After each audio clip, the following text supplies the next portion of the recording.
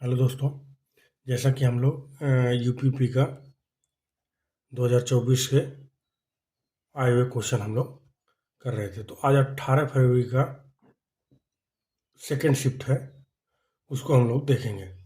देखिए, पहला ही क्वेश्चन आपका क्या है, किससे? नंबर सिस्टम से यून शेषफल ज्ञात करना है। शेषफल प्रमेय से है। जब 7 की पावर 7 को 4 से विभाजित किया जाए तो शेषफल ज्ञात कीजिए। देखिए, ये इस तरह से क्वेश्चन पूछा है। अब इस तरह से अगर इसको फैक्टर करके आप लोग सॉल्व करोगे तो क्या हो जाएगा, बहुत ज़्यादा लंबा चला जाएगा। तो आप इसी चीज़ को मैं 7 को 8-1 लिख सकता हूँ। इसमें तो किसी को कोई प्रॉब्लम नहीं होनी चाहिए कि पावर 7 अभी भी देखिए वही 7 ही है, मैंने बस लिखने का तरीका चेंज कर दिया। भागे 4 है। अब देखिए ये 8 इससे विभाजित हो जाएगा तो यहाँ पर कितना बच जाएगा, -1 का पावर 7 और 4 कितना भी एक की चाहे जितनी भी पावर हो तो एक वही रहता है। तो यानी कि -1/4 इस तरह लिख सकते हैं। तो यानी कि जब भी माइनस में कोई शेषफल प्रमेय आए, ऊपर आए माइनस में शेषफल आए तो क्या करते हैं, जिससे भाग देते हैं उसको जोड़ देते हैं, आपका आंसर आ जाता है। ठीक है, यानी कि इसका शेषफल कितना होगा, 3 होगा। ठीक है, जब भी इस टाइप का क्वेश्चन आएगा आप कुछ नहीं करना है, इसके नियर अबाउट यानी कि इससे मल्टीपल लेके जाना है और क्वेश्चन को सॉल्व कर देना है। चलिए अगला क्वेश्चन देखते हैं। ये सिंप्लीफिकेशन का क्वेश्चन है। तो यानी कि पहले हम कोष्टक को सॉल्व कर लेंगे, फिर भाग दे देंगे, फिर गुणा करके जोड़ देंगे। ठीक है, तो यानी कि इसको सॉल्व करेंगे।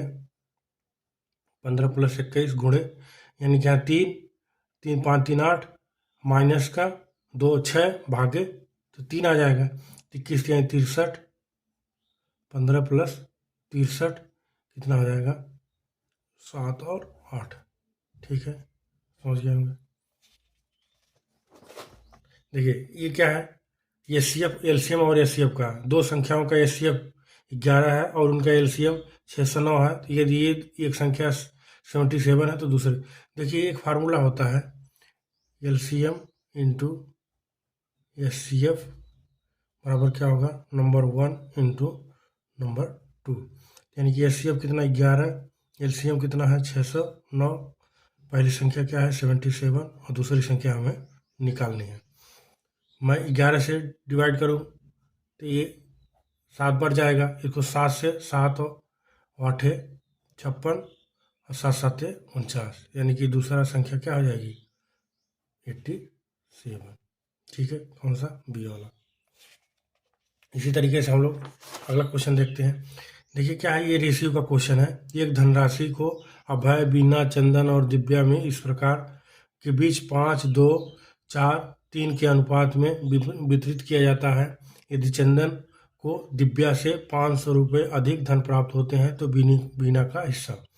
देखिए अभय, बीना, चंदन, दिव्या। देखिए मैं शॉर्ट फॉर्म लिख रहा हूँ, कितना 5 2 4 और 3। यानी कि अभय को कितना 5 रुपये मिल रहे हैं, तो बीना को कितना मिल रहा है 2, और चंदन को 3, तो दिव्या को चंदन को 4 तो दिव्या को 3। अब देखिए दिव्या से चंदन को कितना रुपये में ज़्यादा मिल रहा है, 1 रुपये ज़्यादा मिल रहा है। लेकिन एक्चुअल में क्या है, एक नहीं कितना 500, 500 अधिक धन प्राप्त हो रहे हैं। तो कितने गुना है 500। तो अब पूछा किसका है, बीना का हिस्सा, तो ये भी 500 गुना होगा। कितना हो जाएगा 1000। ठीक है, 1000 आपका आंसर हो जाएगा। ठीक है, अब देख क्या है, गेहूं की कीमत में क्या 6.1/4% की कमी के कारण एक आदमी 135 रुपये में 1 kg अधिक खरीद पाता है। तो प्रति केजी गेहूं की मूल दर ज्ञात कीजिए। ठीक है, देखिए यानी कि 6.1/4% को क्या इस तरह भी लिख सकते हैं, 25/4%, और इसी को 25/400 भी लिख सकते हैं। ठीक है, इसको सॉल्व करेंगे, फ्रैक्शन में चेंज करेंगे तो क्या लिख सकते हैं 1/16। ठीक है, ये मैंने क्या बताया था आप लोगों को, ये मूल होता है, ये कमी या वृद्धि होता है। ठीक है, अगर मान लीजिए पहले कीमत कितनी, पहले की कीमत अगर 16 रुपये रही होगी, अब कीमत कितनी हो गई है, 15 रुपये हो गई है। ठीक है, देखिए ऐसे क्वेश्चन में क्या होता है कि अभी तो ये कीमत वाली है, लेकिन जब इसको अगर क्वांटिटी के टर्म में देखेंगे तो जस्ट इसका उल्टा हो जाएगा। तो यानी कि पहले 15 केजी मिलता था, अब कितना मिल रहा है, 16 केजी मिल रहा है। कितना, 1 केजी ज़्यादा मिल रहा है। ठीक है, समझ रहे हैं। अब कितने में मिल रहा है, यानी कि पहले 135 में 15 केजी मिलता है, अब 135 में कितना, 16 केजी मिलता है। बात ध्यान से समझना। ठीक है, 1 केजी अधिक खरीद पा रहा, तो मूल दर, यानी कि ये तो मैंने आप लोगों को क्या बताया था कि ये आपका पहले तो कितना 15 केजी है, यानी कि मूल है। अब क्या है, 16 केजी मिल रहा है, यानी कि बढ़ा हुआ क्वांटिटी मिल रही है। अब देखिए, यानी कि अब मूल दर निकाल देंगे तो आपको क्या होगा, 135 में 15 से डिवाइड कर देंगे तो कितना आ जाएगा, 15 नवा 135, यानी कि कितना, मूल दर 15 रुपये पर केजी। ठीक है, आपका ये आंसर है। ठीक है, चलिए अगला क्वेश्चन देखते हैं। एक विक्रेता ने 10 रुपये में 6 केले खरीदे और इन्हें 6 रुपये में 4 के हिसाब से बेच दिया, तो उसका लाभ या हानि।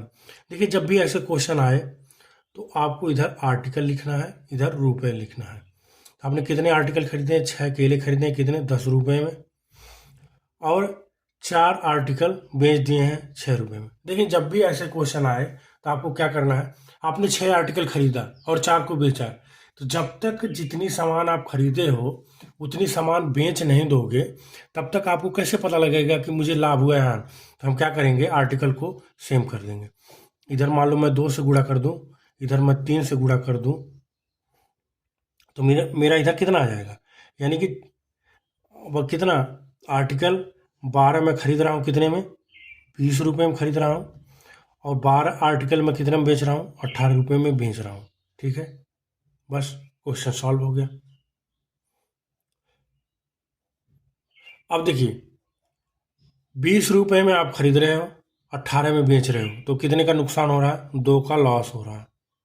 मैंने बताया था प्रतिशत लाभ या हानि आपको किस पर निकालना, हमेशा सीपी पर निकालना, जितने में खरीदे हो।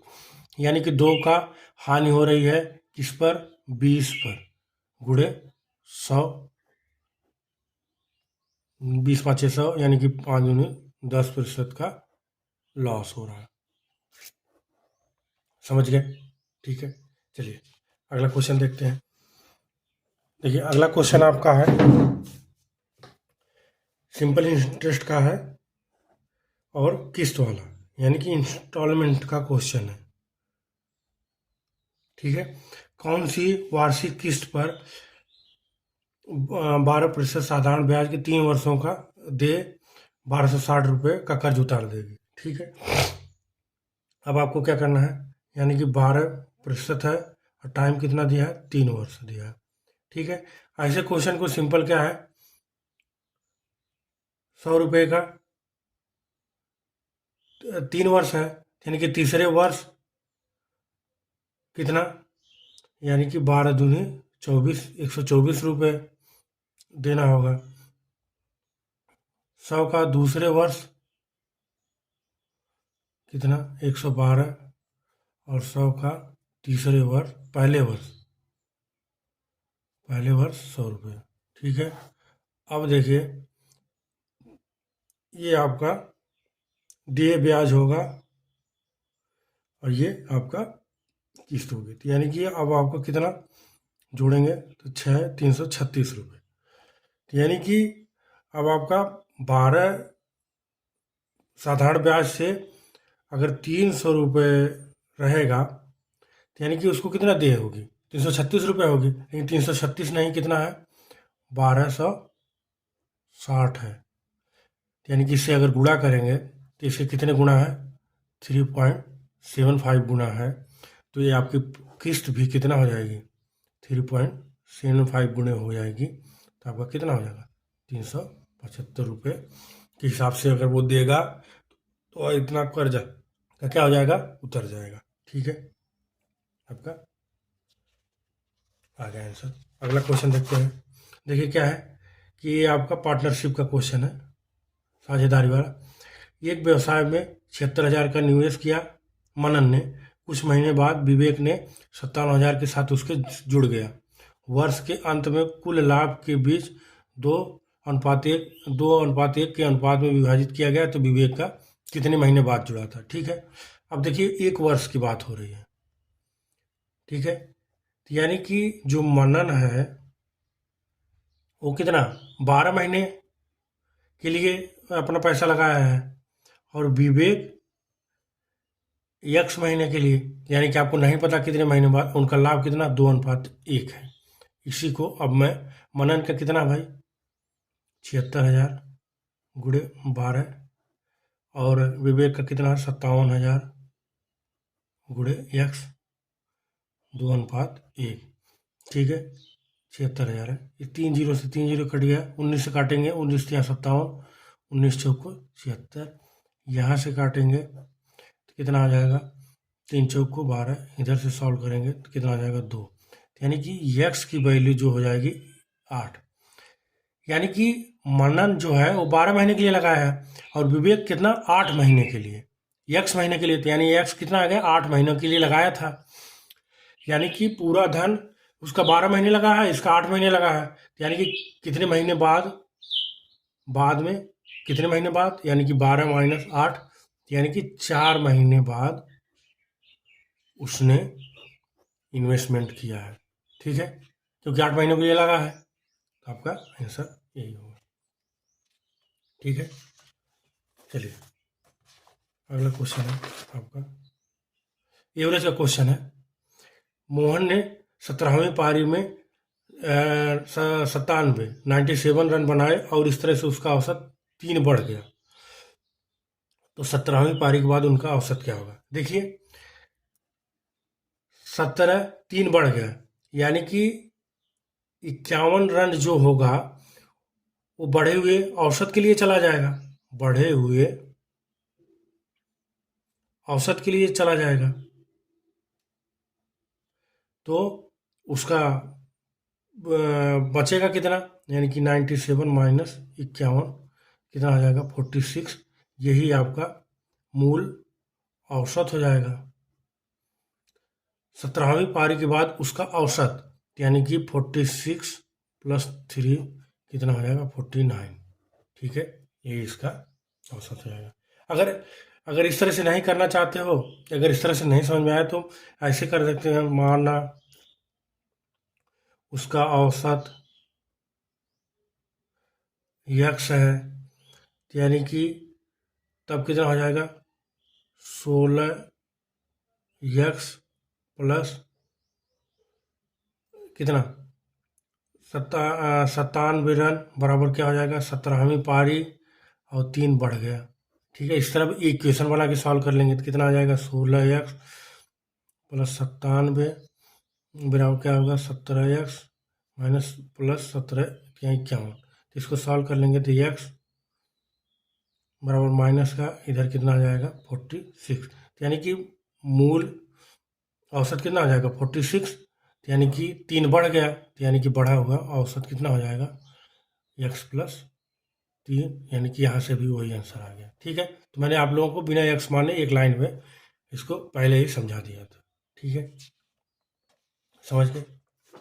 चलिए 30 आदमी एक काम को 16 दिन में पूरा कर सकते हैं। उनके काम शुरू करने के 6 दिन बाद 15 आदमी और जुड़ गए, तो उन्हें शेष काम को पूरा करने में कितने दिन लगेंगे। यानी कि 30 आदमी का कितना 16 दिन का काम है, वो काम शुरू के 6 दिन के बाद, यानी कि उनका बचा काम कितना 10 दिन का काम बच गया। अब उसको कौन करेगा, 15 आदमी और आ गए, यानी कि 45 हो गए, कितना दिन चलेगा। यानी कि वही वाला कॉन्सेप्ट है M1 D1 बराबर M2 D2, मैंने आप लोगों को टाइम एंड वर्क में सिखा रखा है। 15 दूनी 30, 15 3 45, यानी कि D2 बराबर कितना हो जाएगा 20/3। ठीक है, समझ गए होंगे। चलिए अगला है इस तरह से क्वेश्चन, क्या 9, 12, 15, 18 और 87 के बीच कितने पद हैं? यानी कि डिफरेंस इनका कितना हो जाएगा 3 है। तो पहला पद कितना है 9 है और लास्ट का पद क्या है आपका 87 है। तो मैंने आप लोगों को पिछले वीडियो देखे होंगे तो उसमें मैंने आप लोगों को एक फार्मूला निकाल के सिखाया था कि यानी कि last term minus first term upon difference plus का 1, यानी कि लास्ट का टर्म क्या है 87 माइनस 9/3 प्लस 1। 87 में जाएगा 8 और 7 8, तो यहाँ से भाग देंगे 3, यानी कि 3 दूनी 6 और 3 6 का 18 प्लस 1 बराबर कितने टर्म होंगे 27 टर्म। समझ गए होंगे। अब इसे देखिए, दो वर्गों का परिमाप 52 और 20 है, यानी कि दोनों वर्ग है। इसका परिमाप क्या है पेरीमीटर 52 है, इसका पेरीमीटर कितना है 20 है। यानी कि अगर मैं भुजा की बात करूं तो 4a बराबर कितना है 52 है, तो a1 ठीक है, मैं यहाँ पर इसको a1 मान लूँ तो कितना हो जाएगा 13, और 4a2 इसको a2 मान लो तो कितना है 20 है, और इसको a2 निकालेंगे तो कितना आ जाएगा 5 आ जाएगा। ठीक है, अब बोल रहा तीसरे वर्ग का परिमाप बताइए जो इनके दोनों वर्गों के क्षेत्रफल के बराबर है। ठीक है, यानी कि दूसरे का क्षेत्रफल बराबर मान ली a3 मान लो, क्या हो जाएगा a1 का स्क्वायर माइनस a2 का स्क्वायर। तो a1 कितना भाई 13 का स्क्वायर माइनस 5 का स्क्वायर कितना हो जाएगा 169, कितना हो जाएगा 25। इसको सॉल्व करेंगे कितना आ जाएगा 144, यानी कि a3 का क्षेत्रफल जो है वो कितना हो गया 144 है। तो अगर मैं भुजा की बात करूं तो यानी कि क्या होता है a स्क्वायर होता है क्षेत्रफल वर्ग का, तो भुजा यानी कि ये 3 बराबर कितना हो जाएगा अंडर रूट ले लेंगे 12 आ जाएगा। अब क्या होगा दूसरे वर्ग का क्या परिमाप, यानी कि परिमाप बराबर क्या होगा 4a3, यानी कि 4 गुणे 12 बराबर क्या हो रहा है 12 चौको 48। ठीक है, यही आपका आंसर है। अब देखिए अगला क्या है टाइम स्पीड डिस्टेंस से क्वेश्चन है। एक आदमी 9 किलोमीटर प्रति घंटे की गति से चलते हुए एक पुल को 15 मिनट में पार करता है। पुल की लंबाई, तो यानी कि एक मैंने फार्मूला आपको बताया था चाल बराबर दूरी बटा समय, तो दूरी बराबर क्या होगा चाल गुणे समय हो जाएगा। तो चाल कितना हो जाएगा 90, इसको मीटर 9 किलोमीटर प्रति घंटा है तो इसको मीटर पर सेकंड में चेंज कर लूँगा, और ये है 15 मिनट है तो इसको मैं सेकंड में चेंज कर लूँगा, 15 में 60 से गुणा कर दूंगा, तो आपका क्या होगा ये मीटर पर सेकंड में चेंज हो गया और ये सेकंड में चेंज हो गया। ठीक है, यहाँ से सॉल्व करेंगे तो यहाँ 9 दूनी 18, सॉरी 9 एकम 9, 9 दूनी 18, इधर से सॉल्व करेंगे तो कितना आ जाएगा 30। अब दूरी बराबर कितना हो गया 5 गुणे 15 गुणे 30, कितना हो जाएगा 15 3 45, 45 5 6 2250, यानी कि दूरी कितने हो जाएगी 2250 मीटर। ठीक है, यही आपका आंसर है। तो इस तरह के हम लोगों ने DI के छोड़ के जितने भी क्वांट के आपके क्वेश्चन पूछे गए थे, जितने भी टॉपिक से हम लोगों ने एक एक करके इसका सेकंड शिफ्ट का भी 18 फरवरी का वो भी देख लिया हम लोगों ने। अब क्या करना है आपको देखना है और आगे आप एग्ज़ाम की तैयारी करते रहना है, और मैं आपको मॉडल पेपर भी लेके आऊँगा इसमें, तो उसको भी आप लोग देखेंगे, बिल्कुल ऐसे ही पेपर जैसा होगा। तो आप लोग क्या करना है आपको अपने भी देखना है और दोस्तों को शेयर करना है ताकि वीडियो ज़्यादा से ज़्यादा लोगों को तक पहुंच पाए। चलिए धन्यवाद।